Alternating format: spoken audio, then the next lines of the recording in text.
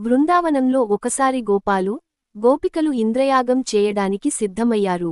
దేవేంద్రుడు వర్షం కురిపిస్తాడు కాబట్టి ఆయనకు పూజ చేస్తేనే అన్నీ శుభం జరుగుతుందని వాళ్లకు నమ్మకం. అప్పుడు చిన్న కృష్ణుడు వచ్చి, మనకు అన్నం, పాలు, గడ్డి అన్నీ ఇస్తున్నది ఎవరు? ఈ గోవర్ధన పర్వతం. కాబట్టి దేవేంద్రుడికి కాకుండా గోవర్ధన పర్వతాన్నే పూజిద్దాం అన్నాడు. గోపాలందరూ కృష్ణుడి మాట విని పెద్ద యాగం చేసి గోవర్ధన పర్వతాన్ని పూజించారు. ఇది చూసి ఇంద్రుడు కోపంతో, నన్ను వదిలి పర్వతాన్ని పూజించారా అంటూ భారీ వర్షం, తుఫాను తెప్పించాడు.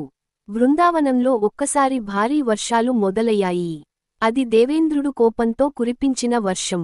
గోపాలకులు, గోపికలు, పశువులు అంతా భయపడుతూ కృష్ణుని దగ్గరికి వచ్చారు. అప్పుడు చిన్న కృష్ణుడు నవ్వుతూ, ఆందోళన వద్దు, మనకు గోవర్ధన పర్వతమే రక్షకుడు అన్నాడు. అని చెప్పి తన చిన్నవేలితో గోవర్ధనగిరిని ఎత్తి గొడుగులా పట్టాడు. గోపాలకులు, గోపికలు, ఆవులు అందరూ ఆ పర్వతం క్రింద కాపాడబడ్డారు. 7 రోజుల పాటు వర్షం కురిసినా ఒక్కరికి హాని జరగలేదు. చివరగా దేవేంద్రుడు తన తప్పు గ్రహించి కృష్ణుడికి క్షమాపణలు చెప్పాడు. ఆ రోజు నుంచి గోవర్ధన పర్వతాన్ని పూజించే సంప్రదాయం మొదలైంది.